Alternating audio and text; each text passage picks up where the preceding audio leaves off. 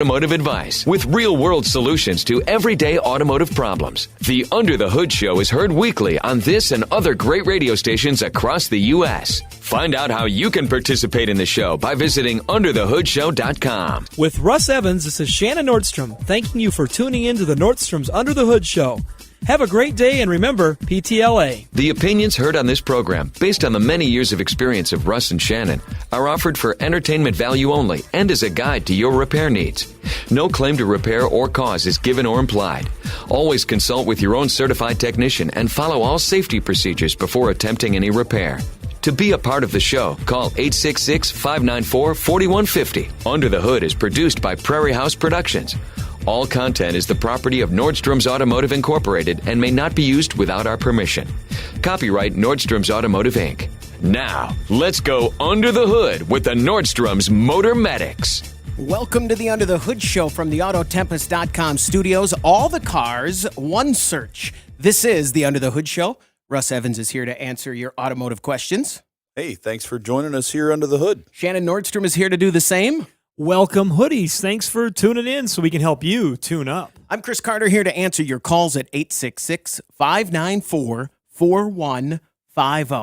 866-594-4150. What's caught your attention in the automotive world?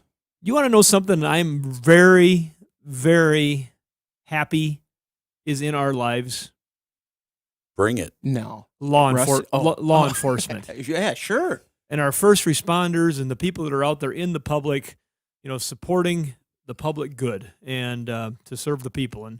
And is this just your way to get out of a ticket, or was that it? It could be that it's happened. Okay. No, Chris. A number of times. Chris, why would you even suggest such a thing? But one of the things that has evolved, and you watch it happen, and you've probably, say you ended up that you had a infraction with a speeding ticket because you maybe didn't recognize the vehicle that was possibly hanging out to see if you were following the speed limit signs. Well, there's been a lot of changes in what you do see. You see more of the sport utility vehicles on the road. In some areas, you'll see a Camaro or a Mustang. In some areas, you'll see a Suburban. You'll see a plain as bright colored of a car, and then you'll see a shadowed out, darked out ghost car.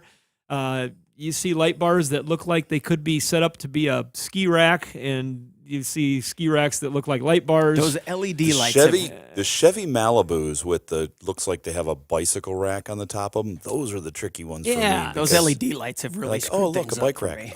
Game changing, but we got a show contributor, Ron. He'll oftentimes send me over stuff about law enforcement vehicles. But you know what? I'm starting to think that this would be a fun truck to just state order one. Just get on the state order list somehow and say, can you order me one of these? And then I'll just not make it a cop vehicle. I'll just make it mine. Right.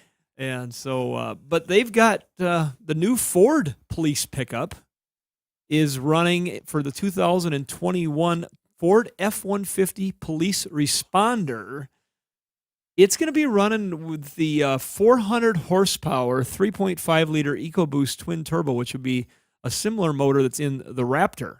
Mm-hmm. Okay. And so, and they had that before, like with their Taurus SHO with the twin turbo motor, and the squad car got the same motor. But, boy, that's the definition of the sleeper pickup.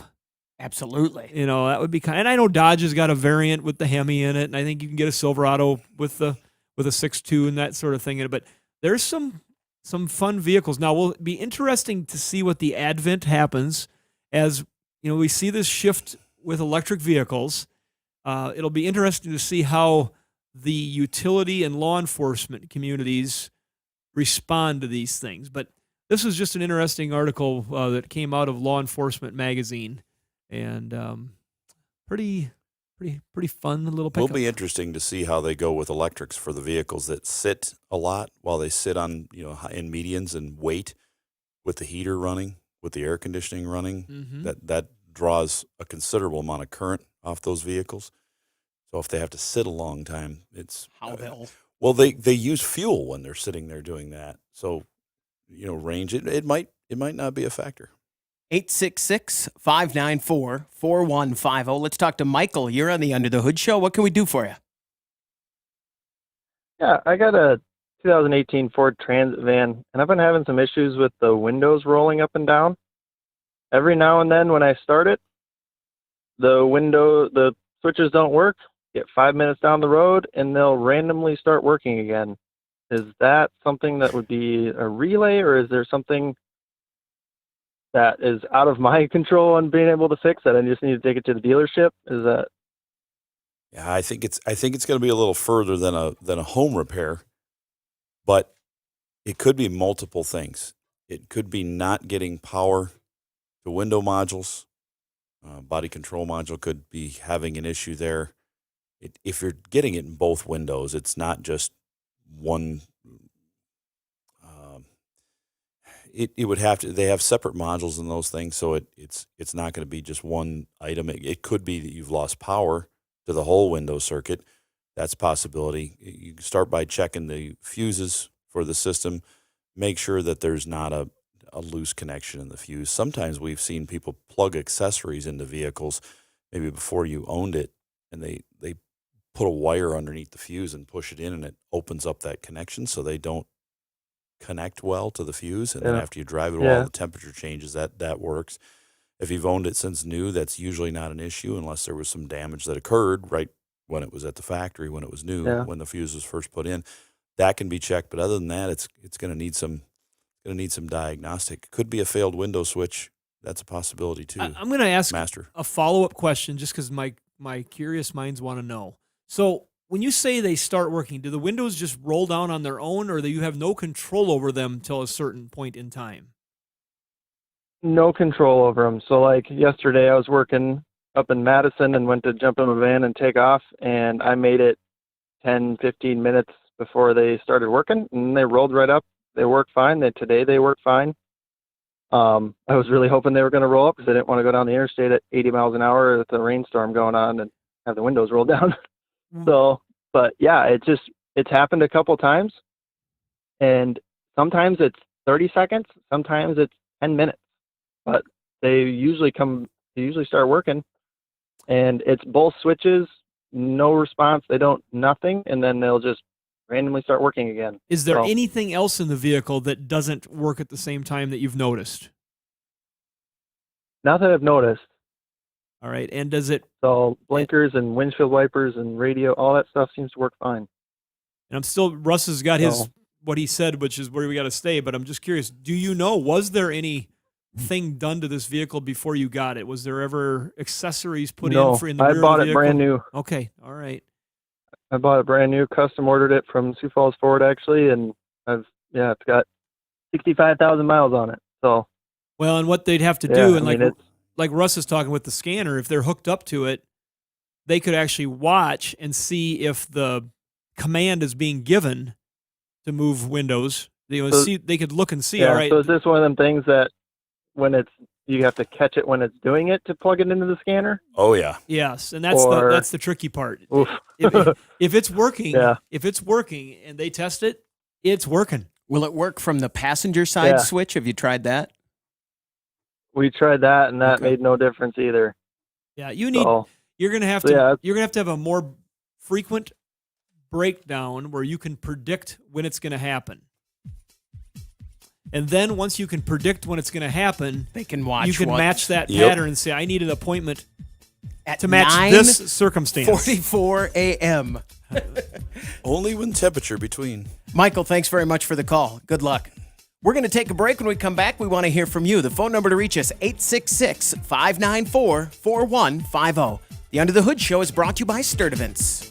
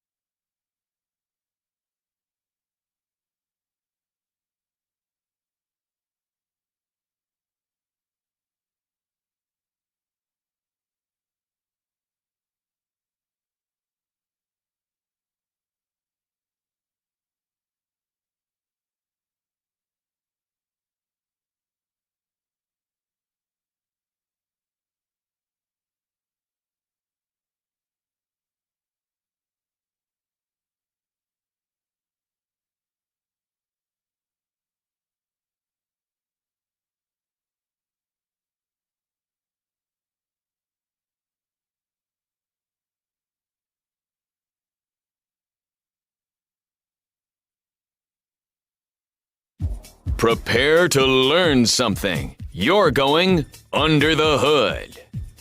866-594-4150 from the Autotempest.com studios. All the cars, one search. This is the Under the Hood Show. Let's talk to Oli, who is on hold, has a comment for us. Oli, what's up? What can we do for you? How you guys doing today? Fantastic, Oli. Years ago, when I was a young man, I went to college in Springfield, South Dakota, before it became a penitentiary, I want to add. And at orientation, they had a police officer named Charlie who got up and spoke. And he said that he had a 6-cylinder Chevy 3-speed.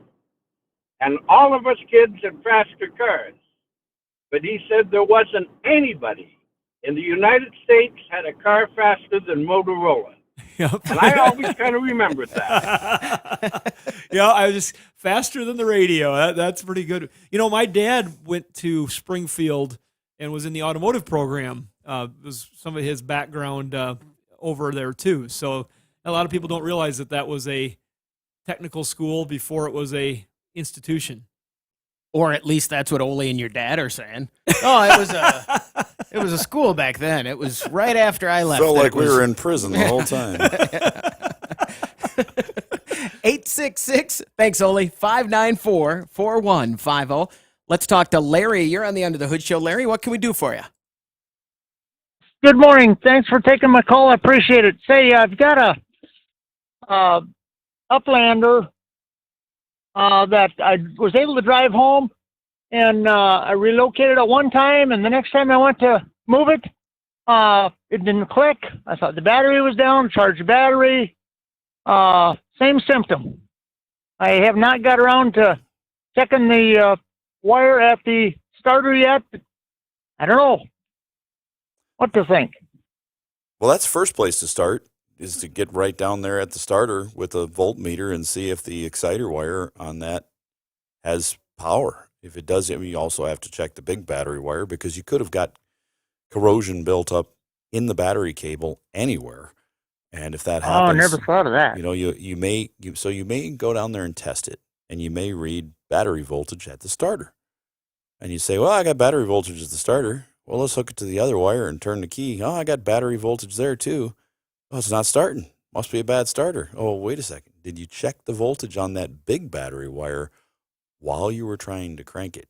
Because once it's energized, it may read 12.6 volts, not energized, but when you try to put a load on it, poof, goes down to 1 volt, half a volt, 6 volts, whatever it is. It just doesn't have enough to go. And that can be from corrosion inside of the cable that you can't see. They crimp those ends on and put a rubber sleeve over the end that's shrink wrapped, sometimes with a little glue to keep the corrosion out. But that'll happen. We've put many of them on for that. So I would check the cables very closely first.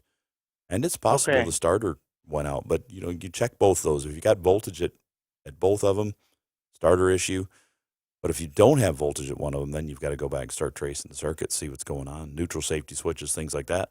Larry, thanks very much for the call. Good luck. 866-594-4150. Let's talk to Art, who's in Pennsylvania. Art, you're on the Under the Hood Show. What can we do for you? Good morning, guys. It's been a little while, but as you know, I don't do the mechanical every day. It's now kind of a hobby helping thing. But I got a mystery on my hands that hopefully you can help me figure out. We love a good mystery. 2012, on 2012 Dodge Caravan with the 6-liter V6, the oil filter, apparently you can have one of 2 different style cartridge filters in that engine. How do you accurately and safely determine what's the correct one to be in the engine? I believe we can say one has a check valve type little thing on top. It's a little piece that moves. I call it a check valve. I could be using the wrong term.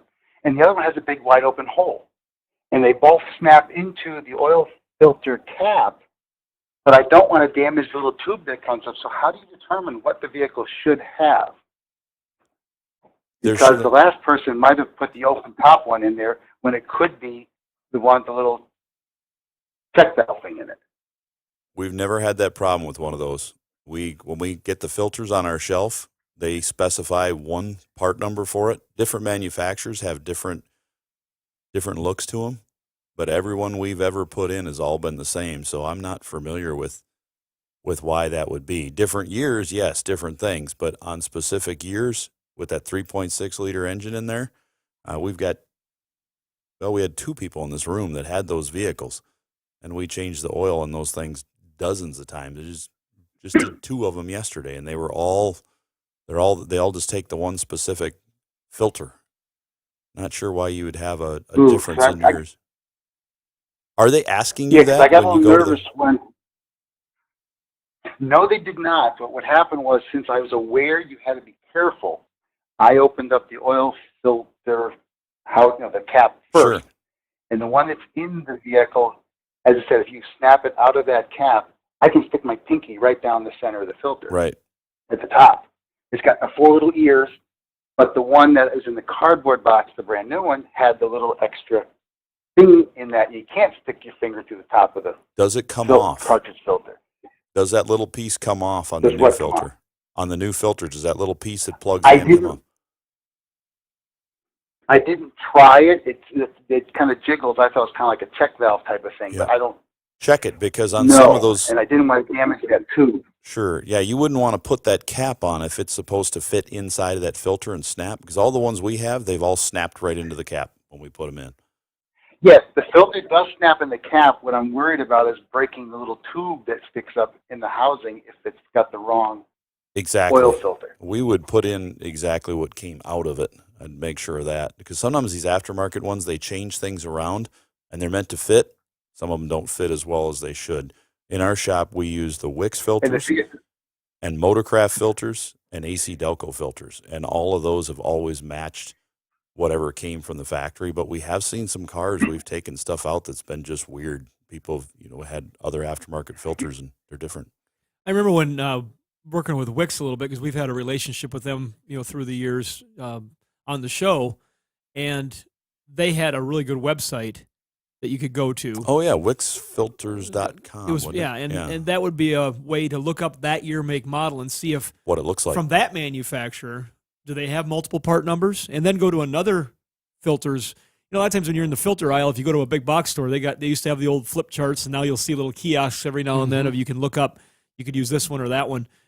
I would check some information from a couple of different vendors and just see if you're overthinking it, and maybe it's just something got introduced from a 2010 or whatever it was when they had both engines available, and it carried over into their catalog. Because I'm with Russ that from everything I think I remember on those 3.6s, there's just one availability. Mm-hmm. There are different levels of filters that sometimes in other vehicles will have check valves or not have check valves to retain oil up into a certain cavity of the engine and have it ready for the next startup and those sort of things. And in some vehicles, that's a highly recommended thing, but it's still got to physically fit into the housing. So if you're looking down in there and you've got a tube sticking up that the oil is supposed to kind of flood over into the filter, and you've got a restriction on the filter, it's not going to work. And so it could be that is a removable piece on that filter, but don't overthink it. And if you're not sure, just maybe check with a different brand of filter. Art, thanks very much for the call. Good luck. Is that when you said, that kind of rang a bell when you said, take the filter out and use whatever you just took out. If it was working, put that back in. Always match it up. Oil changes aren't something that we advertise a lot and really want to push in our shop, but we do a ton of them, and most of them come in wrapped around, I've got engine noise, I've got something weird looking in my oil. What do I do? How can we take care of it? So, we're pulling filters out, we're inspecting these things. We use oil system cleaner in there. Our partner Liqui-Moly has a good system flush, and we use that a lot to clean these things out. And it's amazing how much just crap and crud it is really in a lot of these engines. And that happens when they sit and they get condensation buildup in them, and it starts to cause sludge, and that causes a problem. This engine has problems with that. Other Chrysler engines do. The 2.4 Chevrolets, like in the Equinox, they're really bad for it. The 5.4 Ford, any of the 3.6 liter GMs, very important to flush them out, use the correct oil filter. And if you're going to by all means, people, COVID killed a lot of cars. They sat. Some of these cars are still sitting as people are working from home. I had a lady come in about 3 weeks ago. I don't know if I mentioned this on the show or not, but she came in and her car had less than 1,000 miles on it in a year and a half.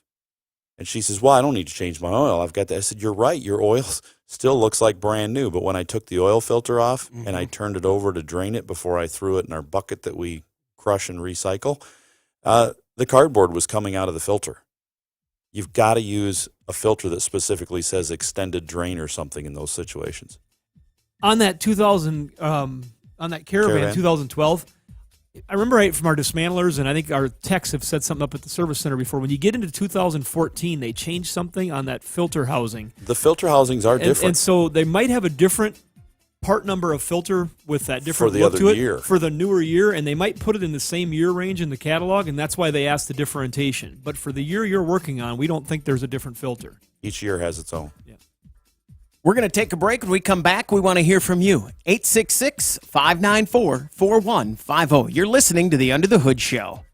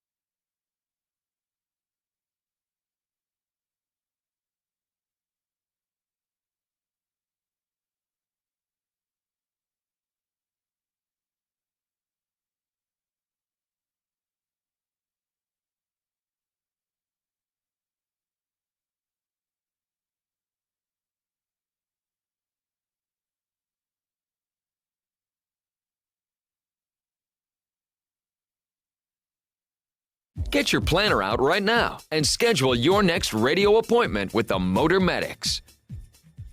Welcome back to the Under the Hood Show from the Autotempest.com studios. All the cars, one search. This is the Under the Hood Show, 866-594-4150. If you subscribe to the YouTube channel and join the Hoodie Fan Club at underthehoodshow.com, you could win a hoodie. Like Mike Dent, who listens to us in Rushville, Illinois. Congratulations from all of us here under the hood and our friends over at Universal Technical Institute. If you've been thinking about a career in the automotive field, uti.edu. Yep. They're going to get you trained. There are a lot of shops out there looking for techs right now, but they want experience. They don't want just anybody off the street that can't do the job. They need good training. uti.edu. They will train you. They've got campuses located across the country. They've got financial aid available. They've got GI Bill help, people there that will help you specifically with that. Marine mechanics, motorcycle mechanics, NASCAR Institute, welding, but automotive tech, air conditioning, brakes, shocks, tires, all that kind of stuff. I mean, they train, they work right with the people right there at Ford, GM, Chrysler, all those people. If you go to UTI, if you go to Universal Technical Institute, this next part is for you. Exactly. Our old partners at CarMax, well, they're looking for technicians again. They're the largest retailer of used cars in the nation, and they're hiring experienced technicians. They're looking for experience in one or more automotive areas, diagnostic, undercar work, engine repair, AC systems, great pay and benefits, and an uplifting, encouraging place to work. Go to careers.carmax.com to apply. A lot of positions, a lot of places around the country, so go Lots. check it out. careers.carmax.com. There you go. 866-594-4150. Let's go back to the phones and say hi to Ron in Oregon. Ron, you're on the Under the Hood Show. What can we do for you? Howdy. I've just got a question because I know you folks used to run a performance shop and do engine swaps and stuff, and I've got a really odd question. I've got a 1963 Corvair ramp side pickup. Love it. That back in I love it. I didn't own one of those, but I drove one of those for about 3 months while I worked for a guy who had a ton of these things. So got to drive it around and use the ramp side to load up stuff, engine cores, things like that we hauled around to get rebuilt. Awesome truck. Oh, they're a fun truck, but ours got even weirder. 67, my father bought this thing and pulled the motor and transferred dune buggy, but couldn't throw the body away because it was too straight. So in 72, one of his employees wrecked his wife's 1965 Plymouth Barracuda S-Type. And, of course, he looked at the CUDA and he looked at the... Anyway, it is now a mid-engine Plymouth V8 with a 904 torque flight, about a 6-inch long drive shaft, and a 57 Chev half-ton rear end converted from leaf spring to 4-bar. And my problem is throttle linkage. That big, long, old Corvair throttle linkage with a big loop in it, now to go back to hook to the throttle of the Plymouth carburetor, doesn't pull far enough to open the secondaries on the 4-barrel, and B, has a terrible sticking problem. And my dad wants to go to electric, but all my research shows that I can't get a fly-by-wire that hooks to a carburetor. Since you guys had done performance stuff, I thought, hey, I'll ask you guys what your suggestions might be. Well, I'll have to go to my my buddy Mike at Best Tugs, who likes to build aircraft. And I say my buddy Mike. I've never met the guy, but I'd like to. You think Elon Musk has got it going on. Man, this guy. So he builds performance aircraft. Chris is familiar with him. He's like, oh, yeah, yeah. Mm-hmm. So he has built some amazing stuff. He's building one now called Scrappy from various parts of different aircraft, and one that he crashed at the Reno Air Races a couple years ago, Draco, which is amazing. And for anybody that's a YouTuber, just type in Draco or Best Tugs, and you'll be like, whoa, what is this guy doing? But he was recently working on one, and it'll give you an idea if you watch, I think it's labeled throttle linkage on Scrappy. But as he's putting this thing together, he had the same problem. He's got this giant 2,000 plus horsepower engine in this aircraft in a tiny little bush plane, so it's way overpowered, but he'd say it's not quite enough. Nitrous, everything. Well, he's got a bell crank on there because he would open it up wide open, and with just a cable, here's the problem. You move it, and you either don't get it open far enough, or it's doesn't close all the way. You can figure which way you want to go. So you need to put a bell crank in there. Run from your throttle cable where your foot feed is up front. Either put it up there if you have room, and I don't believe you do on that van. Probably going to have to do it in back. No, I don't. I've been working on a bell crank system behind the Carter carburetor. Yep. So. You might have to do it in a separate location because of your area. I would suggest that you run it from your foot feed into the bed area, mount your bell crank there, and then run a cable from the bell crank about 2 feet or so up to the carburetor. And then you have so much room there instead of trying to do it on top of the carburetor area and a lot more leverage, a lot further travel, that you can extend that bell crank and play with your area until you get the throttle the way you need it. We had to do that on a 19, we tried to do it on a Cadillac. We had a 57 Cadillac. We ended up going to electric throttle, but we had to try to do that originally to try to get that to move, because when I step on it, I needed to go further. We ended up doing that for the linkage on the transmission.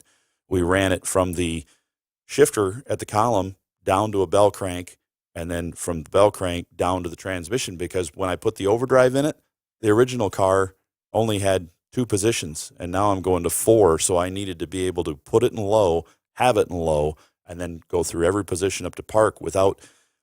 I got it to kind of work with the 4-speed overdrive, but there was like a quarter inch between shifting, and that's just not enough when you're going with a column shifter. You need a good solid click, and that was just too much. You just touch it and boom, it was down in the lower gear. So go with that longer bell crank. Well, I'm having no trouble with the transmission.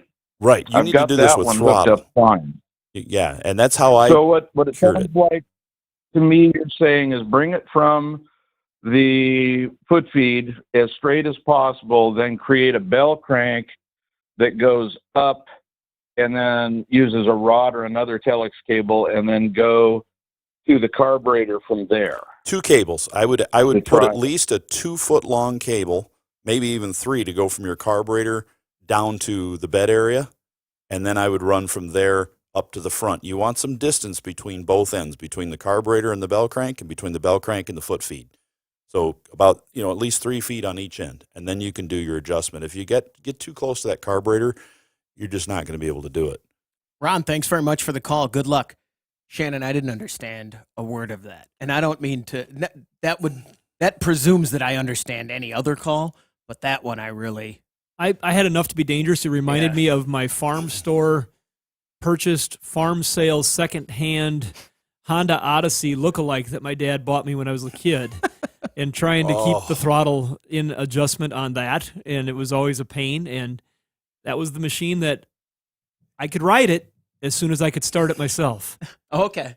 And boy, did I spend a lot of time pulling and falling and trying to get that started to learn that. But we fought with keeping the throttle adjusted, so we had to learn how we could get full throttle out of it. That was the problem. We'd never get full throttle out of it. Do you remember the rope starters you wrap around then you pull them? That is the backup starter on my snowmobile. Now you have to wrap a rope around the. Okay. No kidding. Yeah, it's the backup. Did you ever have the recoil cartoons. starter break? So you took the Briggs and Stratton cover off, you threw it away, took the recoil out of it, and you just put that round piece that turns the little. You put it on the side and wrap the rope and pull it, and then when you pull it, sometimes it'll kind of fly to the side as it comes off, because you couldn't leave it on there. Exactly. You need to get it up. I don't know if I should tell this or not. Well, you just they might still be alive, but a friend of mine's dad had this beautiful 54 Ford convertible, candy apple red, painted it in his garage, had it completely done, and it was mint. And I said, why are you sanding it and buffing it? Because it looked so pretty before. But after he did it and rubbed it with a diaper, I said, that is amazing. Well, we had to start the ATV, and I wrapped the thing around the side and gave it a yank, and it came off and hit the side of the car and left about a 4-inch scratch down the side. And he was furious. Who scratched? Nobody would confess to who did it. I stayed away for a long time, but he never did find out who did that. I think the statute of limitations is I think up. you're fine. I was like 8, I think. 866-594. Phone's ringing now. 4150. Let's go to Portugal again. Talk to Gustavo. Gustavo, you're on the Under the Hood show. Welcome back. Hello. Hello? Yeah, you're there. Hey, how are you? How are you? I did send an email saying thank you for your help. I did the leak down test, and it came out okay. So I've replaced the valve seals. On the It IGO? took me a week. Yes, in the IGO. It took me a week, but I did it. And I took the chance and replaced the timing chain kit and the water pump and the accessory belts. It wasn't fun, but I've did it. But you did it yourself at home. That is great. With the help of my wife. Well, there you go. Is she for hire? But the thing that I wasn't expecting was the fact that the chain didn't rattle, not even on startup, nothing. But when I remove it, it was super stretched. Oh, Although it didn't make any noise. well, that's awesome. Well, it proves you can do things yourself at home. And if your wife is for hire, she wants to be a mechanic, we're hiring a mechanic seriously right now at our shop in Garrettson. So if if she wants to apply or has friends that want to apply, we'll welcome. Have her come on in or give us a call. I know you're in Portugal. It's a little bit of a commute, but private jet maybe you could get here. But to South Dakota, I think it will be a long. We're probably looking for somebody a little more local. It's just to say thank you for your help. Oh, you're very welcome. We love it when our listeners take on a job like that, successfully do it, and then call us back and let us know it worked. Because that's no easy task, but it can be done. I did valve seals, water pump, and a timing chain at home, but his wife helped. And I was looking up after he called. I looked up the IGO. I think I should. That's a car that I think I could replace the Prius with. I could get that. Gustavo, thanks very much for the call. We're going to take a break. When we come back, we want to hear from you. The phone number to reach us, 866-594-4150. You're listening to the Under the Hood Show.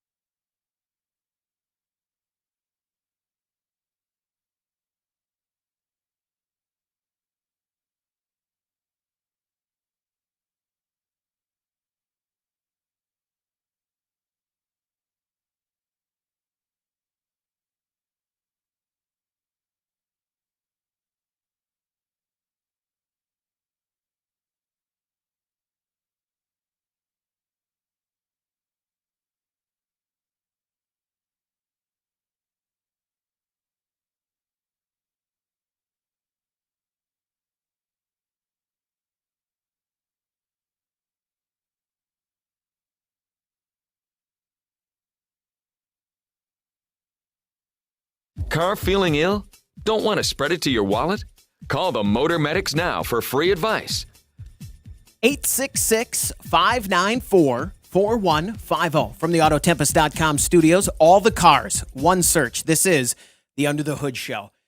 What has caught your attention in the automotive world? Oh, actually, we just talked a minute ago about a thought you had about, was it the transit van? Well, yeah, just something we didn't say, and there's people out there at dealerships and other repair shops that are probably saying, hey, on that, he was an 18 Transit van, and he was having a problem where his windows intermittently just he couldn't control them, and it would be anywhere from a 5-second delay to a 30-second delay and then all of a sudden he could control them again.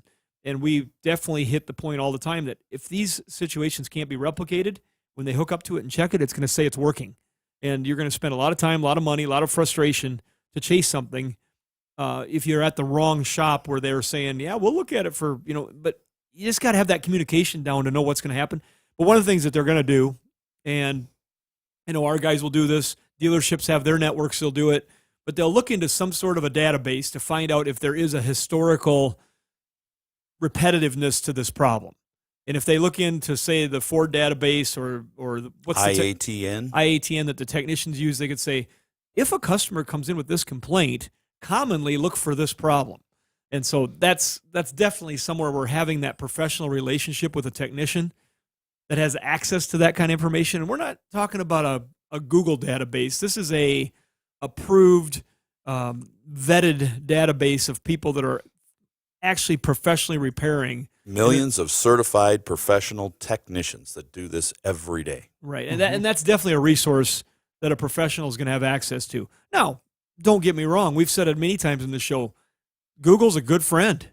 YouTube's a good friend. But you got to sample, because our human instinct is that we get on them and it's like, there it is. That's my solution. And then you realize after you fought that was for a car 3 years older that didn't have the certain option package that you have, and it has nothing to do with your vehicle. Right. And so you've definitely got to make sure you're sampling information to get something that is a match, because it can be a different security package, it could be a different premium option package, it could be that one, like on Chryslers, I know when you talk about power windows, one used a high voltage master switch and one used a low voltage master switch, and you're going to diagnose those systems completely differently. And if you search for this problem on both an IATN, which is a subscription service, on Google and YouTube, and you get no results, fasten your seatbelt, because it's going to cost you a boatload of money. Or you better just wait for it to completely break. And by the way, I asked a question during that call. Does it work from the passenger side? That was from Caleb on the stream. He asked that question, and I didn't get a chance to thank him for the call. Well, and many times when we've had power window questions on the show over the years we've been doing this, that is something that Russ or I will tell people, can you control it from somewhere else? And if you can, then you start looking at wiring, you start looking at relay switches, because the internals of the door are working. This whole thing has gotten more complicated now because we're working with low voltage systems, and you're working with modules that are placed in proximity of the component. And in this case, a lot of cars will have a module in the door that is before the motor, and it can cause you to have to really think differently. And people will ruin things using old school thinking, diagnosing a modern circuit. And so they'll go in there with a test light, they'll go in there start poking around with 12 volt stuff, trying to power things, and you will fry things quickly on a low voltage circuit, and there's no coming back. You let the smoke out of it, you're done. 866-594-4150. Is there when I am wealthy, can I just, as a private person, can I subscribe to all that stuff? And yeah, if you want to pay, you want to pay the fee, you can do it. I think it's $30 a month for IATN, but you can do that.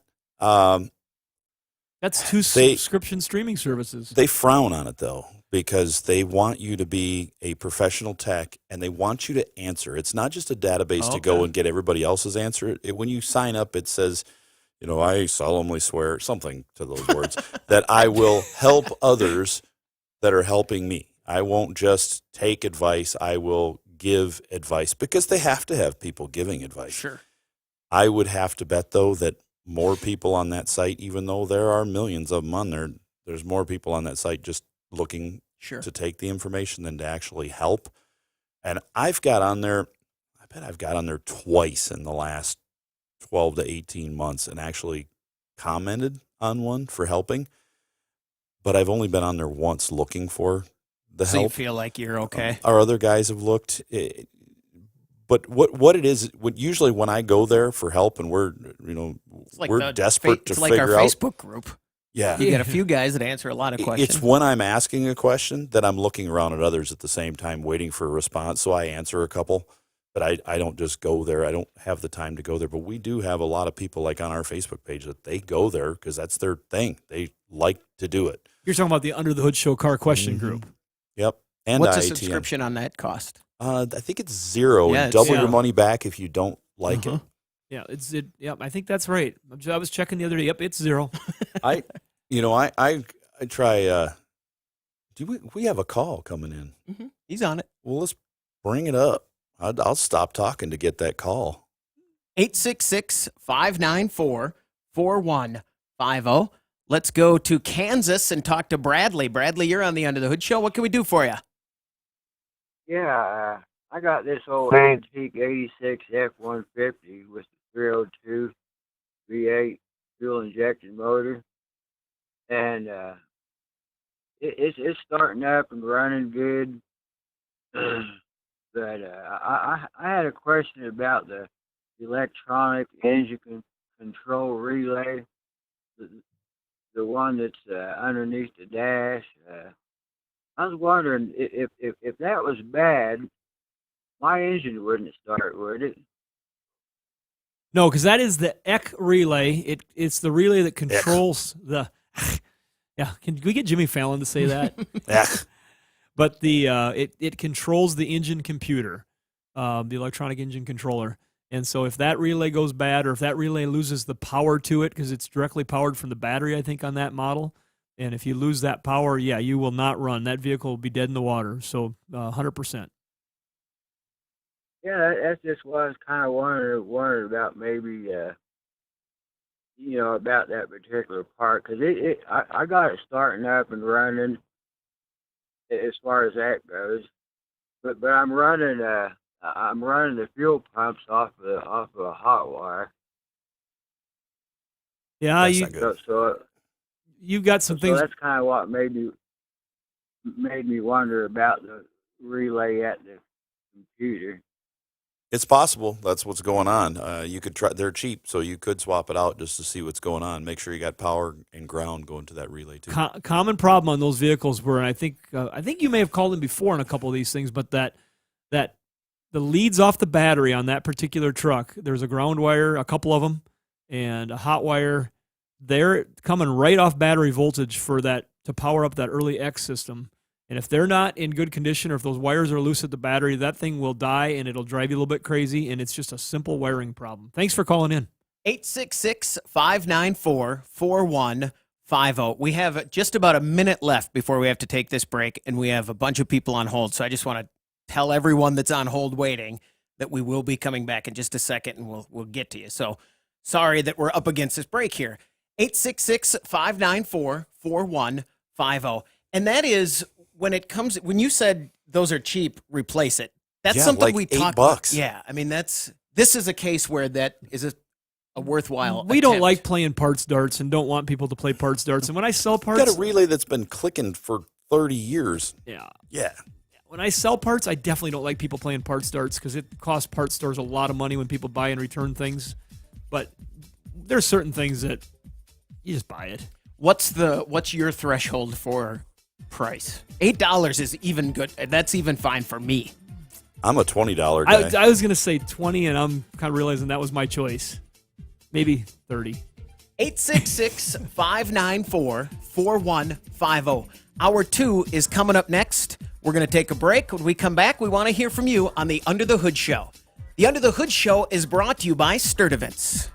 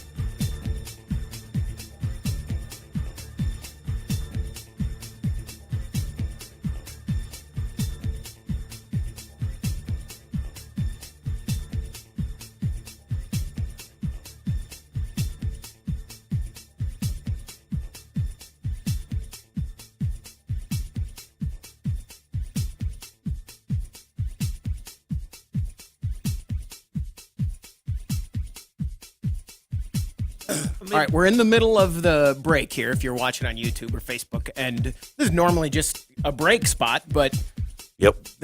let's see if we can, you got a couple minutes here. I have to go. I mean, I can't stay here for 3 more minutes. I have to go. You're I gonna literally leave. have to go. You mean you're going to wet your pants? Maybe. So Okay. I'll go do that. I mean, You I'll can- go, So you can hit it. So So if you're Hi, a streamer Shannon. out there and you're just hanging out, now we're hanging out with you. no, that's all right. Is So- that uncomfortable? No, we'll cut the. Yeah. Anyway, Chris is off to the bathroom. Anyways, it's If you do watch the show a lot and you knew between the breaks, you'd realize that Chris and I both have bladder control issues. We think, I'm not sure, but we either that or it's nerves and we just think we have to. It's the cat syndrome. And we just think we have to leave the room. well. You probably drink the proper amount of water. Well, maybe from this swell little under the hood show tumbler that we got here. Not me. When I stopped doing the American Ninja Warrior training, I said, nope, drop the water. Not doing so much. No, I bet I drink.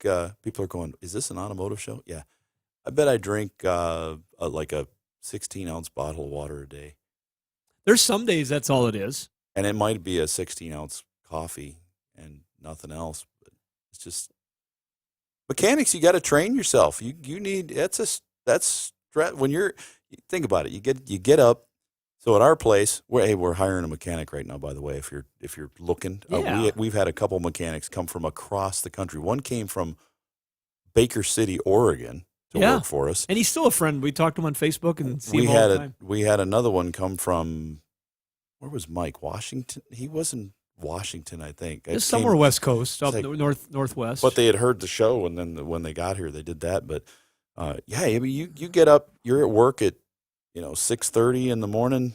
Not our. I mean, you'd work different hours if you're doing that. But for me, 6:30 in the morning, 5 at night. You're moving all day long. You're on your feet. You're lifting stuff. You're going around. It's like NASCAR drivers. You think they're going around in circles, but they're beat by the end of the day.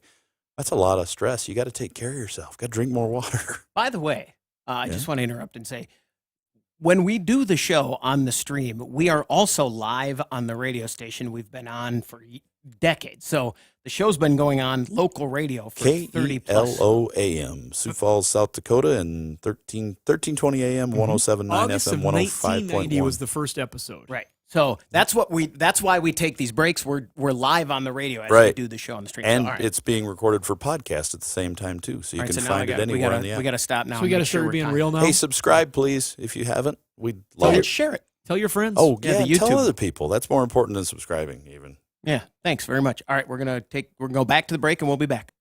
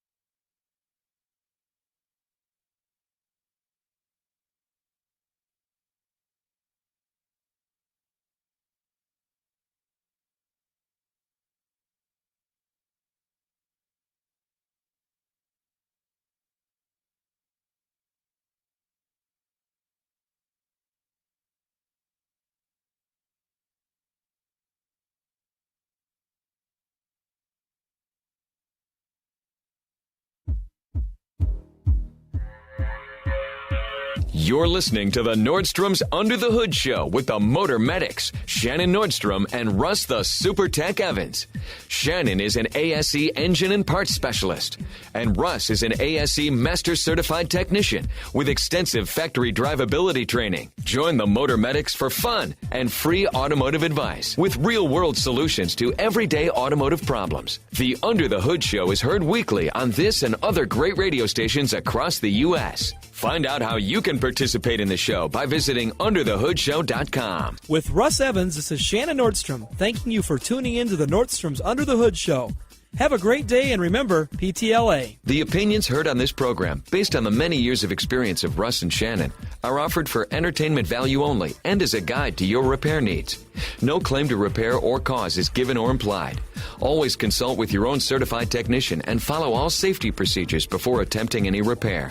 To be a part of the show, call 866-594-4150. Under the Hood is produced by Prairie House Productions. All content is the property of Nordstrom's Automotive Incorporated and may not be used without our permission. Copyright Nordstrom's Automotive, Inc. Now, let's go under the hood with the Nordstrom's Motor Medics. From the Autotempest.com studios, all the cars, one search. This is the Under the Hood Show. Russ Evans is here to answer your automotive questions. Hey, thanks for joining us under the hood. Shannon Nordstrom is here to do the same. Welcome, hoodies. Thanks for tuning in so we can help you tune up. I'm Chris Carter here to answer your calls at 866-594-4150. And we've got some people on hold who've been waiting as we took over the break and at the start of this hour. So let's go to the phones and say hi to Don. Don, you're on the Under the Hood Show. What can we do for you? Are you there, Don? Uh-oh. I think we lost I can Don. hear a little noise. Yeah. Don, are you there? I'm going to put you back on hold. We'll come back to you. We'll try again. Let's go here and talk to Philip. Philip, you're on the Under the Hood Show. What can we do for you? Yeah, I'm calling from Three Rivers, Michigan. My wife has a 2010 Nissan Murano, and we had a code come up a while back that was a mass airflow sensor detected.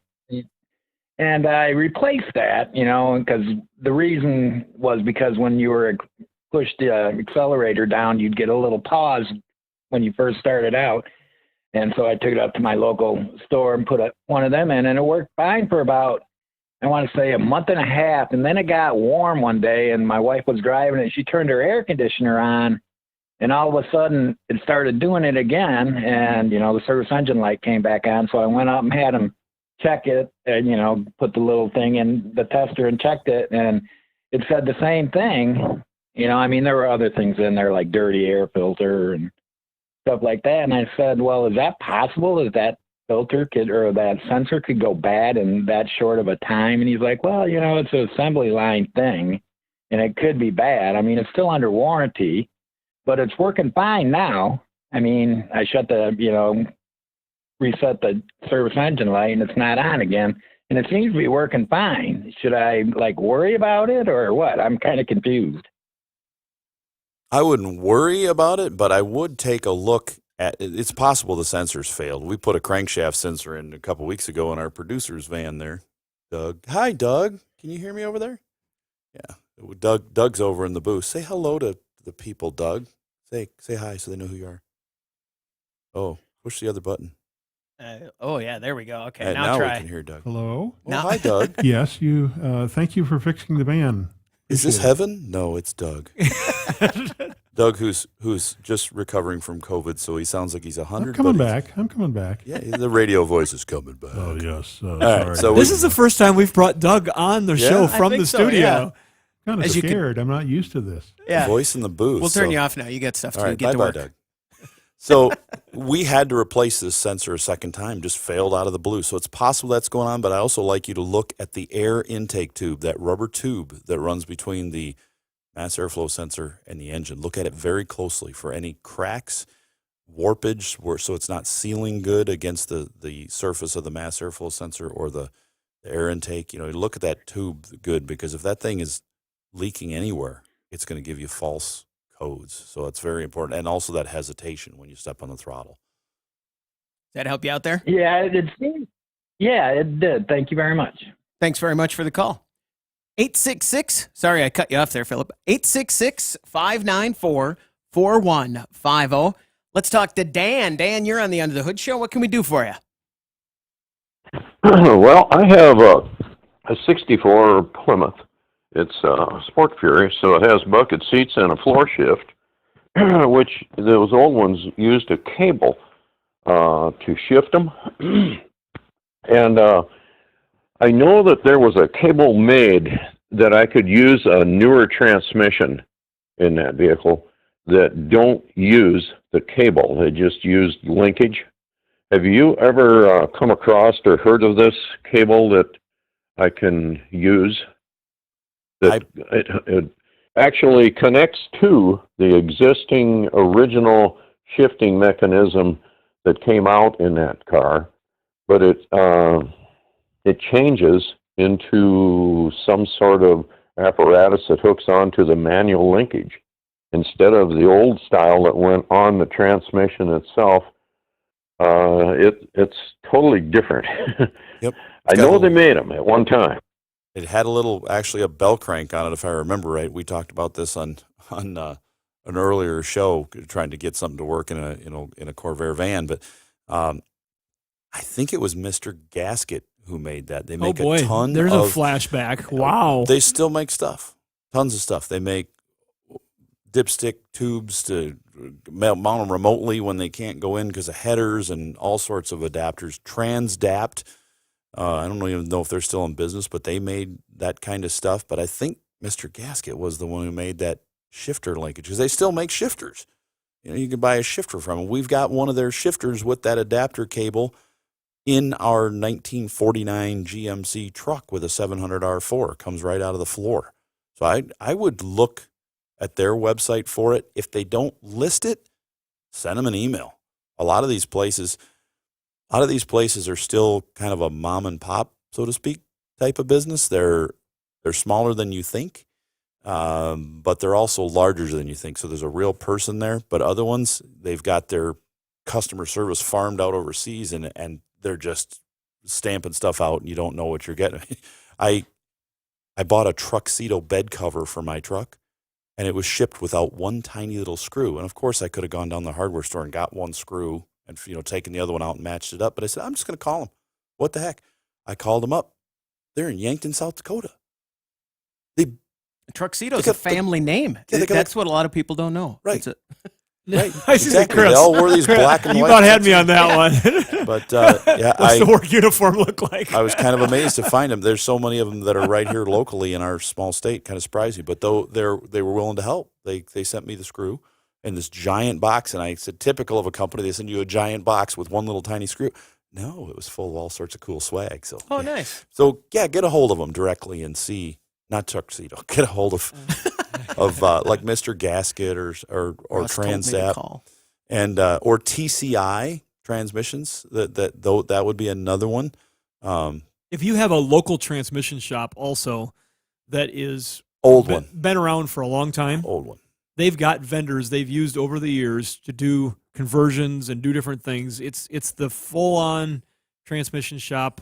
We've got a number of them in our community. I think that if I called a couple of them, they'd say, yeah, I did that once, and I used this guy, and somebody in the shop kept the note, and that's where you get into these specialists where they've done these sort of things. So great question, Dan. We appreciate you calling the show. Dan, thanks very much for the call. And since this is the second time a bell crank has come up recently, I just want to say I looked it up.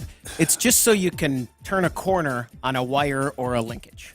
It's a little, I wanted to know what it was because I had no idea. Would there be one on a bicycle? Would be in an airplane. Would be in an airplane, for sure. All right, we're going to take a break. When we come back, we want to hear from you. The phone number to reach us, 866-594-4150. You're listening to the Under the Hood Show, brought to you by Sturdivant's.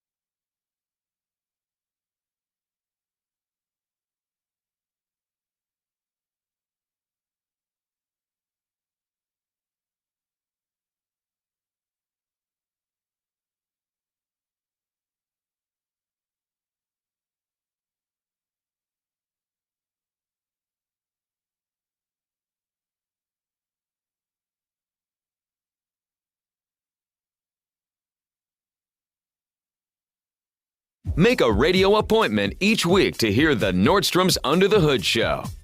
866-594-4150. From the Autotempest.com studios, all the cars, one search. This is the Under the Hood Show. Let's talk to Shiloh. You're on the Under the Hood Show. Shiloh, what can we do for you? Hi, guys. You can hear me all right? Yeah? Yep. You bet. Okay. I was just calling. I still have the 07 Lincoln Mark LT pickup truck, and I like it. I like it a lot. I really don't want to get rid of it. I was just wondering the possibility of it's got 180,000 plus miles on it. My engine acts kind of funny now and then. I know it's not going to last a lifetime, but I was wondering if you could put a newer twin turbo Ford engine into that truck with the right transmission, or if that's possible, or I'd have to stick with like a 5.4, or what options I could look into for that. You could do anything you want. Not easily, but it can be done. A lot of people are taking the EcoBoost engine and they are putting them into other vehicles, from street rods to other trucks, cars. They're doing it. It can be done. There's people out there with adapters, wiring harnesses, computer programming, all of it. Did we ever think that we would be saying that when it first came out? Well, the EcoBoost has always been a great engine. The problem with it is people who have it in a truck that overtow with it and destroy it. I'm going to take his lead, though. When they first came out, my brain wasn't thinking, oh, they're going to use these to convert into other things. Right. But, it's a V6. It's not powerful. Right. So I'm with you. The brain wasn't thinking that would happen. The engine itself, it's a strong engine in the right application. Yeah. So it can be done, but if you're looking to do something at home to just upgrade that engine or take it to a shop and affordably, nothing's affordable anymore, but put an engine in it pretty straightforwardly, I would say. Good word. Forwardly. Straightforwardly. Yeah, That's straightforward installation of that engine is a proper thing. You'd want to stick with the engine that's in there now. Gotcha. Or, if you want something a little more powerful, they might deem that one's really worn out. Get another one just like it and put some performance parts on it when you go back in. That would probably be more Pro affordable. Charger on or something. Yeah, that would be probably more affordable than converting that. I got a serious thing for turbos, so I was just wondering, is it even possible, or are 5.4s with the right turbo a good pair up, or is it even worth the time or anything? Oh yeah, you can do it. You have a little bit of turbo lag with one of those, but sometimes that's good to get you rolling a little bit so the tires don't break loose as quick. With the supercharger on it, you step on it and it's gonna break loose. Isn't there a lot of supercharger options for the modular Fords? Oh yeah, there's a ton of them. Well, Jake that works for us has a Ford Lightning with a 5.4 and a supercharger on it, and that thing just zings down the road. But they make that, the factory makes that. Of course, tons of aftermarkets do, but there are a lot of options for force feeding that engine if you like to. Shiloh, thanks very much for the call. Good luck. 866-594-4150. Before we talk to Ken, I just have to jump in for everyone who's pulling their hair out right now listening. We talked a second ago about bell cranks and where they came from. Twice, the last two shows. And we talked about where did the name come from. They're not shaped like a bell. Where do you think the bell crank came from, Shannon? I just looked it up. Well, I made a terrible joke going to break that nobody got. Right, about bicycles. The bell crank came from bells.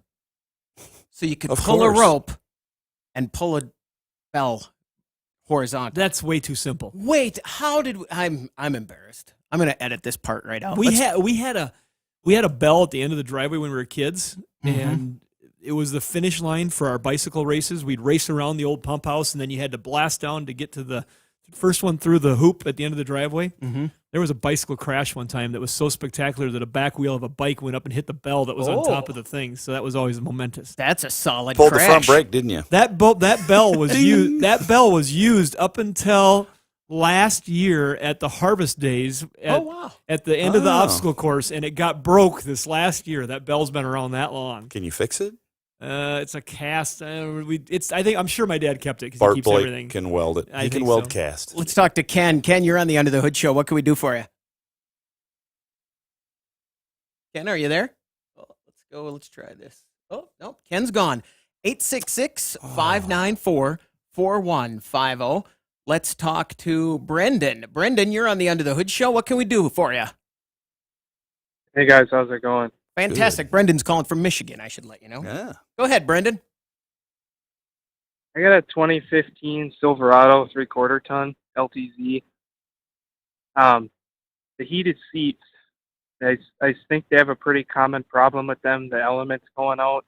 Mm-hmm. Mine, the back function works, but when you put it on like butt and back function, the bottom doesn't heat up. Not a happy answer to don't this problem usually. Probably pads. Yeah, I have another. Yeah, so when you're hopping in and out of the thing, it's bending those elements back and forth. They're metallic and they're bending back and forth all the time. They've used different things, metallically reinforced fiber so that they would bend without breaking. They've tried, all sorts of different things, but eventually they just break. So to test them, you unplug the element, you use a ohm meter, and you check and see if you've got continuity.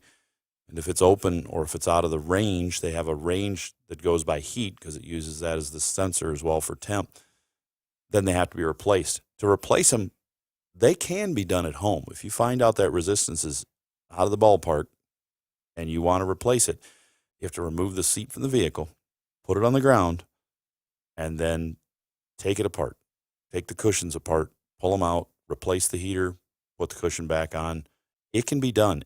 At home, if you're mechanically inclined and you watch the videos on YouTube about it, a person can do it. The first one I did, being mechanically inclined and never having done one, I did in about 3 hours. That was the top and the bottom cushion.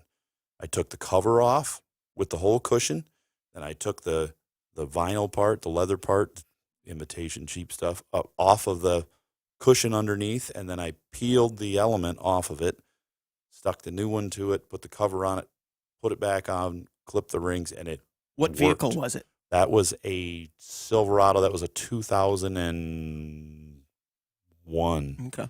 It was an old style, so it was a GM, Yukon type thing, Suburban. But it could be done. So, I have faith that most people could do it if they're, inclined to do mechanical stuff. If you think you could do intake gaskets on an engine, you could easily do that.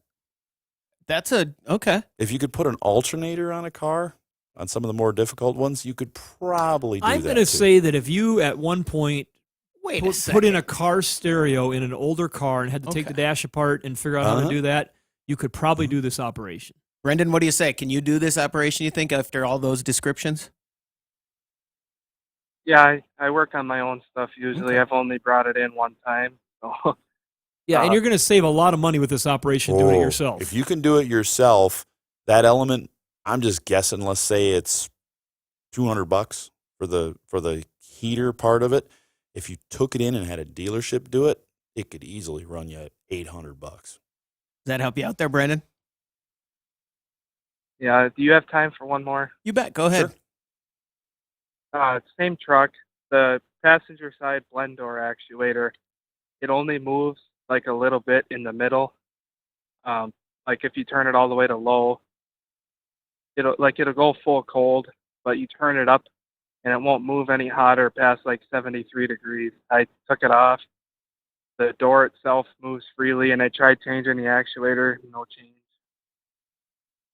I'm kind of stumped on that one. If you have changed the actuator and you've verified you can fully move it one end to the other, you probably need to program it with a scan tool, a factory-type scan tool, run it through its positions and do a program, and that may take care of your issue. Brendan, thanks very much for the call. Let's go to Missouri and talk to Jeremy. You're on the Under the Hood Show. Jeremy, what can we do for you? Good morning, gentlemen. How are you? Fantastic. Listen, guys, I've got a 2002 Ford F-150 Lariat with the 5.4 2-valve, so it's not the junker. And the symptoms I'm having, I bought it used 2 years ago, and I'm not going to lie, it's probably the most reliable, best truck I've ever had in my life. The gentleman that owned it before me only used it to tow his camper, and he said it was a garage baby from then on out. It has 185,000 miles on it, still running like a top. What I've got going on is when it's cold, not cold outside, but when the engine's not fully warmed up, I've got a slight tick when it's cold, and when it warms up, it goes away. And the second symptom I'm having is when I'm at highway speeds, and this can be anywhere from when the engine's not fully warmed up to when it's fully warmed up. If I'm at highway speeds and I'm feathering the throttle, if I let completely out, you can feel the truck physically not lurch, but it hesitates. And then when you get back on the gas, it does the same thing. It's only slight, but you notice it in the drivetrain. And I'm wondering if you guys have any ideas. All right, Jeremy, I'm going to have to stop you just there for a second. We're going to have to take a break. When we come back, we will help Jeremy with his F-150, and we want to hear from you. The phone number to reach us, 866-594-4150. You're listening to the Under the Hood Show.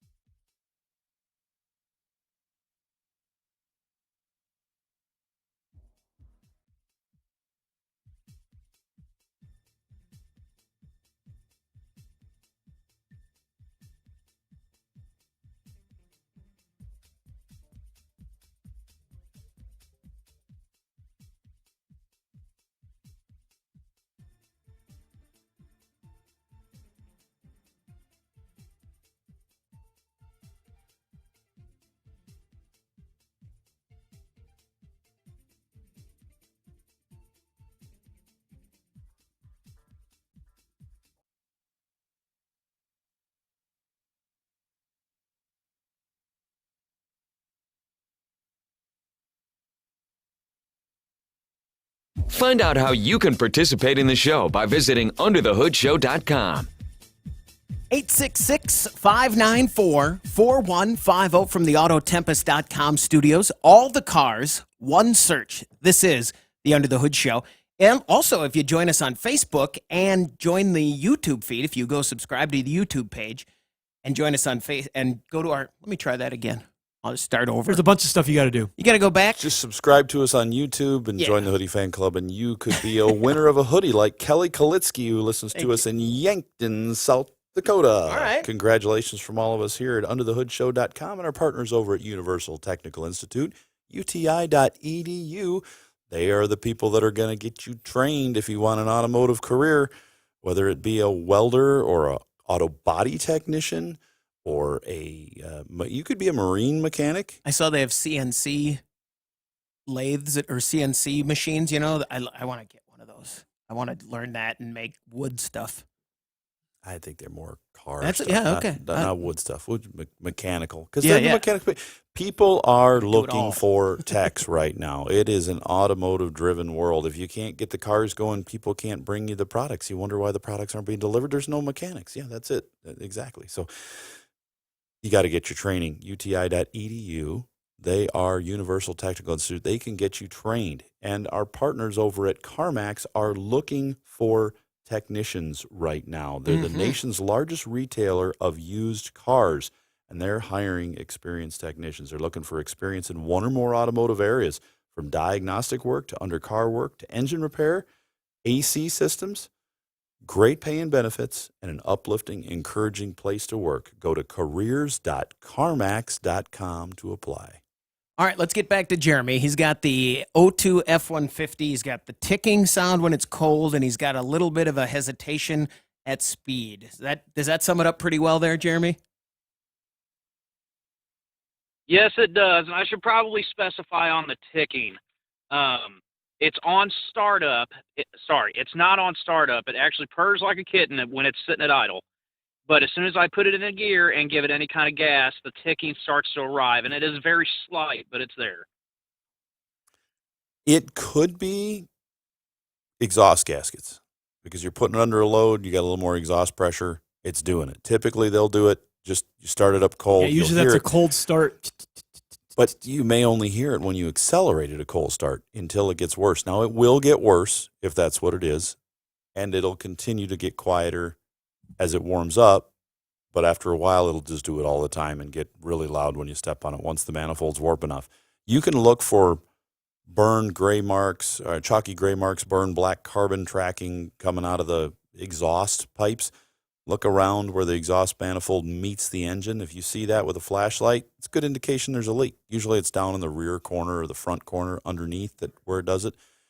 If you don't see that, it could be coming from the lifters inside the engine. You might have a little tick there. You could try some engine flush. Our partner Liquimoly has that available at most auto parts stores. Put it in, run the engine for about 10 minutes, drain the oil, change it. See if that changes it, because that's a really cheap, effective way to see if you have a problem with a lifter. If it's not really worn, but it's just sticking, that'll help with that.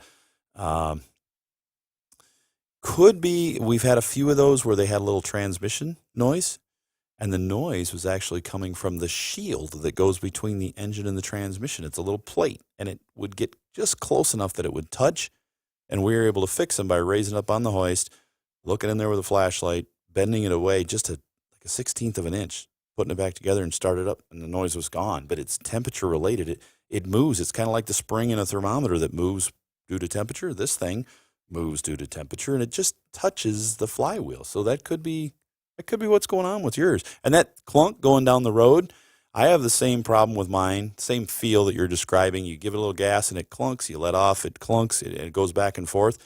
Mine comes from a very, very slight play in the overdrive, a little play in the transfer case, and a little play in the rear end. Yours could be just coming out between the transfer case and the rear end only, but just enough play that it gives that slight clunk. Could be an engine mount or a trans mount too. You'll want to check all those mounting points, make sure they're tight, and then roll the vehicle back and forth while, or have a buddy do it while it's in park, and you look through from the side at the joints and see what's moving around for slop, that's a good way to find out. And if it ends up not being physical, then you can look into the secondary ignition if you haven't been at that for a while with the plugs and coil boots and, under a slight load, a little bit of cross arcing inside of those can make it do that surging too. So thanks for calling into the show. Thanks very much for the call. 866-590-594. Sorry. I'm having an off break here. 866-594-4150. Let's talk to Mike. Mike, you're on the Under the Hood show. What can we do for you? Okay, I got a 2005 Ford Super Duty with a 6.0 diesel in it. And I just put new fuel filters in it, changed oil, and put a new EGR valve in it. And run good for about a week or two. And then I go to start it now. It's not firing on all cylinders when I start it up. And I let it run for a little bit. Pretty soon you'll hear another cylinder kick in and then another cylinder kick in. And once I get it up to, if we go to give it gas, if I push on the foot pedal, it'll start cutting out, like it's not getting fuel or something, or it's not igniting in there. And once it warms up the temperature and I get going down the road, I can drive 4 or 5 miles down the road, and then all of a sudden it's running perfect. So I'm just wondering what's going on. I'm a little concerned you might be having some injectors starting to fail. That's a pretty common description of what we hear and what we see in our own shop when injectors are starting to fail in those vehicles. It could also be that the cylinder, you might have some glow plug issues going on when you're first firing it up, not get enough heat in there. Could be weak compression. The most common thing for us to see, though, is, again, injectors, but it could be those other things. So we're going to want to verify we have glow plugs, all 8 of them working like they're supposed to. They got to be working properly. And, while you're at it, you might want to throw a compression gauge in there and see what the compression is in all 8 cylinders. Make sure they're good. Just going to back the bus up just a little bit. And since you say you just changed the oil, if perchance, and this is just a reach, but if they happen to use an inferior oil filter and the engine is getting a lot of drain back and it's not building up oil pressure right away, that's possible. It's not going to give enough oil pressure immediately to fire all the injectors. Or air in the system. Yeah, so since it just started after an oil change, there could be something where you want to look at the oil that was used, maybe just they got it a little bit low, or maybe the filter wasn't the typical filter that's been used. I know we recommend a Motorcraft filter on those vehicles, and that people don't always understand that oil not being correct pressure when it starts up it needs the oil pressure to fire the injectors. Mm-hmm. Was that the Huey system or whatever they got going on there? But that's what something to pay attention to. That help you out there, Mike? Okay, I've been using 1540 Rotella, and then that Napa Gold filter I've been putting on it. That sounds like good stuff, but just don't discount that idea as you're looking at it, because injectors aren't cheap. I mean, you start going and replacing injectors on a 6.0, you're going to spend hundreds of dollars for each injector, and so you don't want to just run to that. And of course, if you had an internal problem, that's not cheap either. You get antifreeze interference if you happen to have a head gasket starting to leak a little bit. These are things that are worst case scenarios, and you hear a lot of these challenges with the 6 liters. And has this one been through the mill? Has it had the bulletproof kit put on it at some point in his life, or is it pretty stock that you know of? Oh, it's got a Banks aftermarket turbo on it and had all the updates. Yeah, because if they've been studded to get the studded head gaskets redone, studded the heads, all that stuff usually makes that a pretty darn good engine. And so by now, most of them we talk about, a good majority of them had all that done. But those are the types of things that can start to cause interference with that thing running right. So a few thoughts to think about there. Mike, thanks very much for the call. 866-594-4150. Let's talk to Ken. You're on the Under the Hood show. Ken, what can we do for you? Morning. I recently bought an 02 Tahoe. It has the 5.3 motor in it, and the motor runs great. You step on it, and it goes. Now, that's the problem. It goes, but it doesn't stop because the brakes went out. The brakes went out. So now, when I bought it, the ABS light was on, so I knew it was going to have some problems because it is 20 years old. So, me and a neighbor got underneath it, tracked it down. So one of the rear brake lines had basically rusted through. So I plan on having both rear brake lines, new ones bent up and put on. Now, my very specific question is about that ABS module. How often do they go bad, or do they go bad, or? The most common thing we'll see go wrong with those, and in between the Silverado pickups and the Sierras and the Tahoes and the Escalades and the Avalanches and everything that they built in that era, and they sold a ton of them from 99, and then the Tahoe styles like that started coming out in '00. The module for the ABS has an electronic module pancaked on top of a hydraulic controller that does the actual actuating, a hydraulic actuator for the ABS brakes. The seal on that would get just weathered, and they'd get moisture inside of the electronic part, and it would kill the electronic part of the module. That's the most common thing that would happen. And on a lot of those, it would cause it to stay on. In some, it would quit working completely. And so it was an electronic issue, and you could buy another unit. You could go to like Cardash Part and find another unit that was operational, and you could take off the electronic piece off the top of it and replace that onto the hydraulic piece without having to, bleed all the brakes and do all that other stuff. There's a lot of people that would do that. So, but none of that will work if you lost hydraulic pressure. If the hydraulic pressure is not there and you had a red brake light on because of lost hydraulic pressure, the ABS has probably not even came into play yet. So you're exactly right. Fix the hydraulic issues. Make sure you got your hydraulic pressure back. Bleed out the hydraulic pressure, and then see where you're at. And then to answer that question about the ABS module, that's why I was going that way. And those brake lines, before you try to bend them up on your own, it's a little easier a lot of the time. If you visit the auto parts store, you can pick up a complete brake line kit for that vehicle, pre-bent, ready to go. That must be huge, right? I mean, that's got to save you so much time. Time and money. Yeah. I did one on my own vehicle that way, and it was great. Best thing I ever did. Does that help you out there, Ken? Well, I have one more quick question about that ABS module. I am going to take it to a shop and have them put the brake lines on. But I've already went to a couple stores here in Sioux Falls and checked prices on that whole ABS module. I got a couple different answers, and I figured that. But they asked me one specific question: if that ABS or the truck has traction control. Now, off to the left-hand side, you got your 2 high, 4 high, 4 low, and those are square buttons. But above that is a round button that has auto 4-wheel drive on it. Is that what's considered traction control? No, that has to do with the 4-wheel drive system.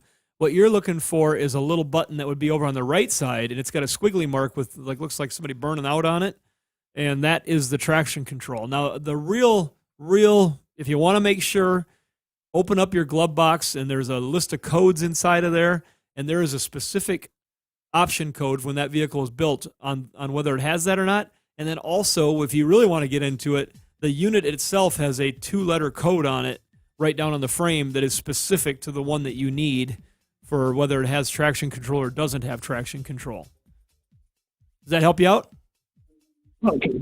But the easy way is to look for that button on the right-hand side. That's the way to look, but if you don't see it and you guess, that's not the easy way. The for sure way from a parts selling perspective is to get the option code and know for a fact how it was built from the factory. Ken, thanks very much for the call. Good luck.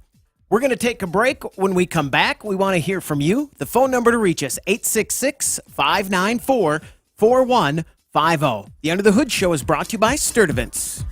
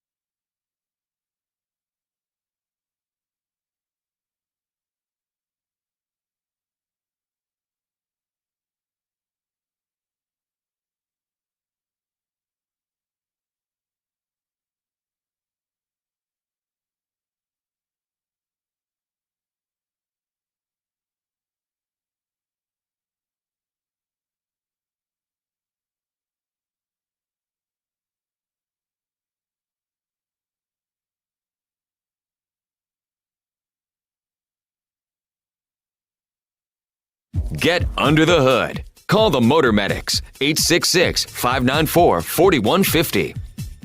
866-594-4150. From the Autotempest.com studios, all the cars, one search. This is the Under the Hood Show. Let's go to Nebraska and talk to Matt. You're on the Under the Hood Show. What can we do for you, Matt? Hi, guys. Hey, love the show. I've got a 95 Chevy 1500 two-wheel drive with a 4.3 and an automatic. And I've done just about everything on tune-up that I could. I've done plugs and wires, cap and rotor, EGR valve, and O2 sensor. And it seems like you can go down the road and for about 15 minutes, 20 miles, whatever you want to say, and the check engine light will come on and it'll want to start losing power. You let off the throttle for 5 seconds, let it coast back down, light will go off and it'll run good, but then the longer you drive it, the more consistent it does that. Sounds like it might be losing some fuel pressure. If I had this and I was diagnosing it in our shop, WWRD. What would Russ do? Russ would get a fuel pressure gauge and drive the truck and see what it does. Because it kind of feels like, to me, I'm thinking, I'm losing a little fuel pressure, letting off the throttle. It builds the pressure back up. You go, you're fine, and then down it goes again.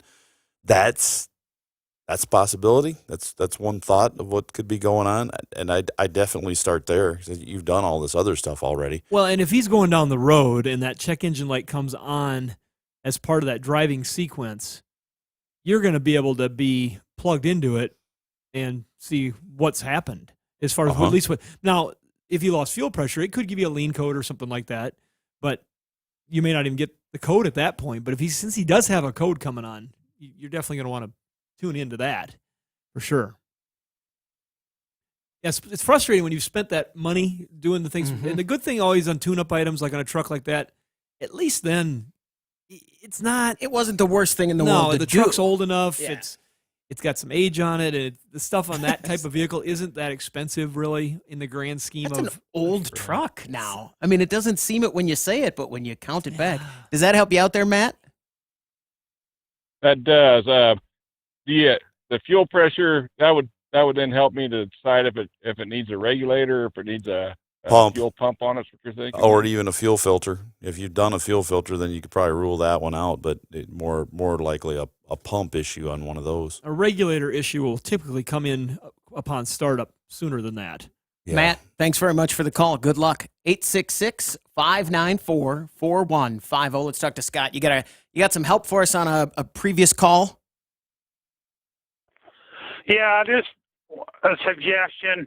I have a Nissan, and a couple of years ago, the check engine light come on. It said mass airflow sensor out of calibration, and the parts store said just try to clean the mass airflow sensor, see if that helped. It helped for a little bit, then it went on again.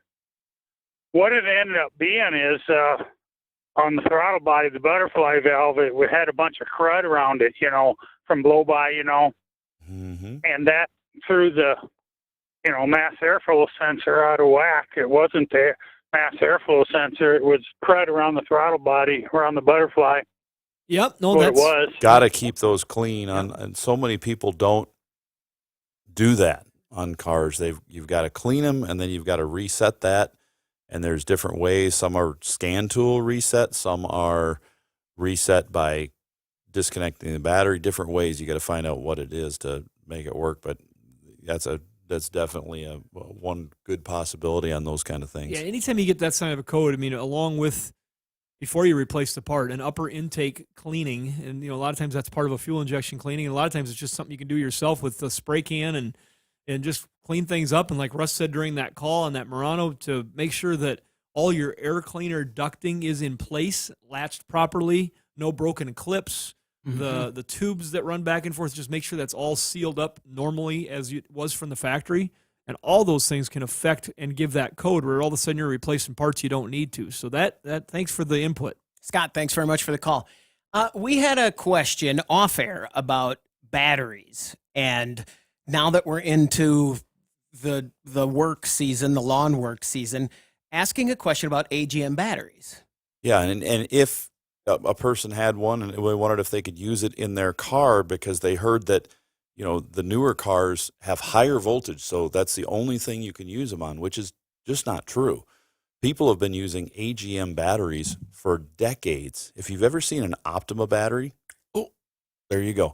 So they have, there's different technologies and different builds of these things, but Optima battery is a good one. AGM batteries, you can pick them up for just about anything now. I've recently picked them up. I've had them so long that I replaced some after more than a decade, which is a long time, in power sports equipment, in my wet bike, in the jet ski, in the John Deere riding lawnmower. Those are all systems that aren't really super high powered charging systems, but they last so long. When you get an AGM battery, you can save it for, if you've got a motorcycle battery or a lawnmower. It's typically like every spring I'm spending $50 on a battery. No, just put an AGM battery on it. Now, you can go to the battery shop on YouTube. That's a place you can go with lots of, if you have a question like that, ask your questions, check them out. I mean, that's a place to go, but AGM battery you can put in just about anything out there. 866-594-4150. Let's talk to Larry in Kentucky. Larry, you're on the Under the Hood Show. What can we do for you? Yes, thank you for taking my call. I have a 2000 Chevy 3500 454 four-wheel drive 5-speed. I bought the truck brand new. It's just got about 105,000 on it. Don't drive it a lot. My problem is, here recently, last 6-7 months, it's got where it doesn't start right off. When it's cold and you hit the key, it'll crank right off first turn. Drive it down the road 5 miles, cut it off, go start it again, they go turn over 4, 5, 6 times before it'll ever start. And I don't know what it could be. I had a friend of mine who had a same kind of truck, and it was doing the same thing. And he got it to a mechanic, and they said it was a cam sensor causing it. Now, and he said that fixed it. So I just wondered what kind of input you had on it. Well, that could be it, but it also sounds like it could be overfueling. Next time you drive it and you know that I've started it cold, it was perfect, I drove it 5 miles, I shut it off for 4 minutes, and if you know that is going to be when it happens, hold the throttle to the floor, crank it, and as soon as it starts, let up on it so it doesn't over-rev. It may be that it's overfueling. If you find you can duplicate that and do just like I told you now with holding it down 4 or 5 times in a row and it always starts, that one should have a fuel pressure regulator on it. Being a 2000, it's possible it's starting to leak a little bit so that when you start it, it's a little extra fuel. It's like a choke, fires up real quick. But once you drive it a little bit, it's overfueling, so it's hard to start, and that's why holding it to the floor might help you out. And help you diagnose it at least. Yep, help you diagnose what's going on. Larry, thanks very much for the call. That's going to do it for this hour of the Under the Hood Show. Until next time, you can find us at underthehoodshow.com. Don't forget to subscribe to our YouTube page and our Facebook page and all the places you can find the Under the Hood Show. Thanks very much for joining us. We'll see you next time on the Under the Hood Show, brought to you by Sturdivant's.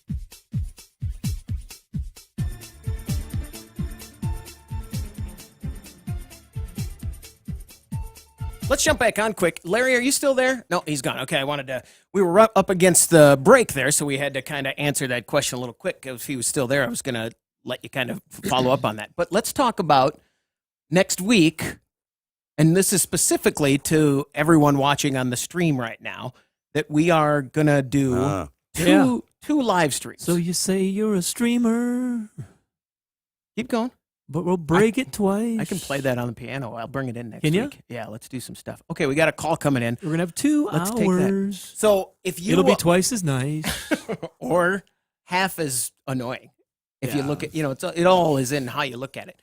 So next week, what we're going to do, and by the way, let us know what you think of that, and maybe wait a week to see how it goes. But I think we're going to split the show into 2 separate live streams on our social media, on YouTube. So you don't and have on like a Facebook. 7-minute break while you sit there Right. and wait for us to come back Yeah. at the top of the hour. We talked about this a little bit in the break earlier on the stream, but when we're live on the radio locally, so when we do that big break, we have to stop for news and everything, and that's why those big breaks are in there. While those are there, commercials are playing on our local radio station where we do the show live every week. So that's why we have those breaks in there. We're working on a way to kind of get rid of those or fill them with something so make the else. stream just a little more compact, a little more manageable. We cut them out after. It takes like 24 hours to do it because when you edit one of those, it takes forever for the stream. It's live, so for it to get fed through YouTube and them to process it and then you to edit it and they process it again, yeah, it takes a while. So because it's such a long stream, it's almost 2 hours. So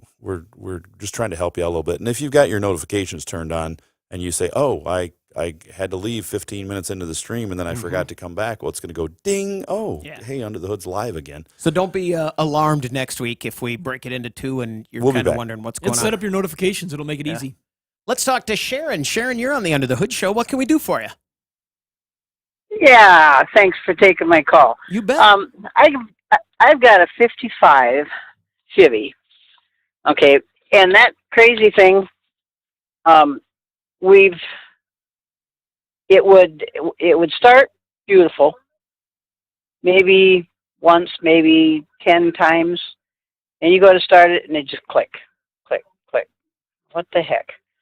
So put a different starter on it and it did the same thing. So put a ignition switch on it, didn't help.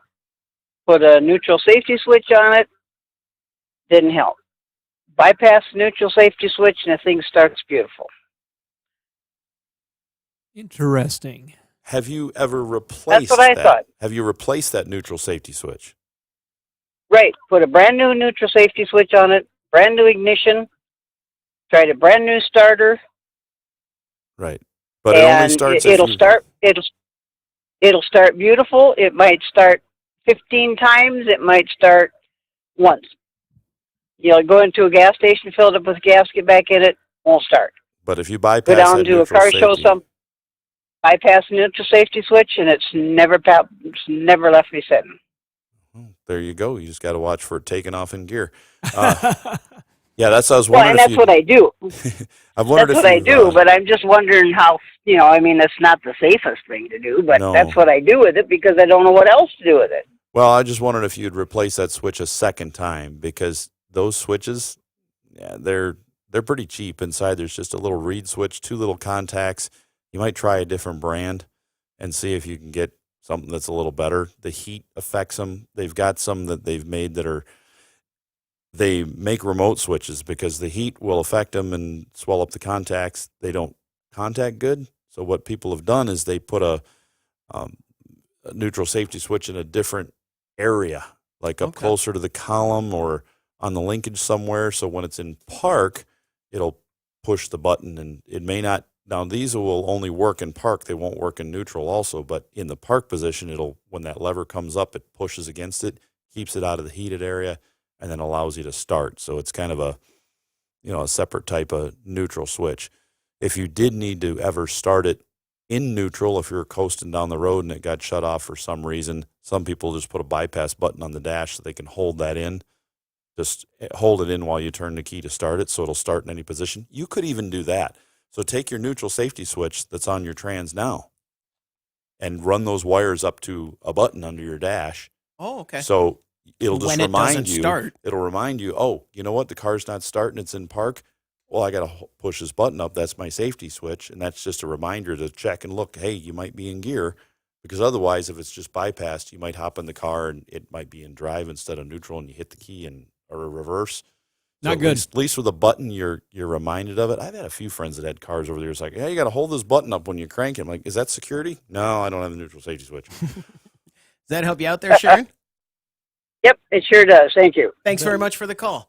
As someone who recently had a vehicle that you could start in gear, I only did it once, but I bet it took 10 years off my life. I mean, because in my entire life of driving, I think every car I've ever owned has been you couldn't start it in gear because of a Those neutral safety switches are great. I had a tech one time for a very short period. By the way, we're hiring right now, but you've got to be smarter than this. He reached in to start a Ford that will start in gear. Mm-hmm. Turned the key, fired it up, drove right into the bench. Remember that, Shannon? Yeah, I got don't. to buy a fender for it, and it was a classic one too. It was like a '76, so had to get a fender, had to get it painted. Is that a pickup? Fired it up and oh yeah, that was good times. I bet he did ever do that again, just No. like me. We could do a whole show on stuff that happens at shops that shouldn't happen. Like when we were putting in a new hoist in our shop and we had the concrete dug out and I had a skid loader in there and guy got in it and decided, hey, it's a good idea for me to move this skid loader. And I'm thinking later, no, it's not. You don't know how to drive one. So he got it. You don't know about this. So he got in it, Chris. And the sticks go forward and they go backwards. You've probably driven those, Like right? a tank. Yeah. So he gets in it like a tank and he drives forward. And I'm watching this on video after it happened to see exactly what happened. He fires it up, goes forward, bam, crashes right into my toolbox and says, look, I guess these sticks go this way. Let's go back. I'll go forward again. He did that 3 or 4 times and really, really made a good mess out of things. We've had all sorts of stuff. I've been in other shops over the years and watched things happen, and it's funny later. Yeah. It's like, oh yeah, that wasn't funny at the time, but it's funny now. Like the guy who decided it was a great idea to mount a CB radio to the front of a AC box hanging under the dash of a Land Rover. Daryl, you remember this? Because it's got this big plastic thing that hangs down because the dash is kind of short. And you put the screw in and heard a little, what was that? It'll be fine. Well, let's pull it back out. I don't know. Let's pull it back out. Pull it out and Ferdion. Put the screw back in. Right into the AC evaporator, huh? Yeah. So cars we've had come in to be worked on. Guy came in with a Honda, not the Prelude. What's the one with the back window? The Del Sol. Honda Del Sol. Yeah. Civic variant. Yep. Had the fuel tank behind the back seat. And they mounted all the amplifiers back there with drywall screws. Like 3-inch long drywall screws. You could have done it with a 1-inch and not hit anything. But it burns. So there about 6 holes in the back of the gas tank of this car. Wow. I hadn't heard that one before. This stuff happens a lot, folks. You get crazy stuff we like have that at shops. We just recently dismantled for parts a 2021 Chevy Blazer, new style Blazer. That's pretty new. Which I like now. I don't know if they changed it or I 800 changed. miles on it. Okay.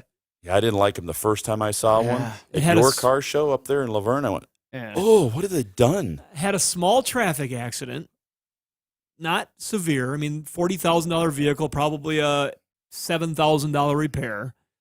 Part of the repair was welding in a new upper unibody rail that the fender would bolt to and stuff. It's a high-strength, low alloy piece that has to be drilled out, spotted back in. It attaches to the firewall, to the shock tower, kind of in that area.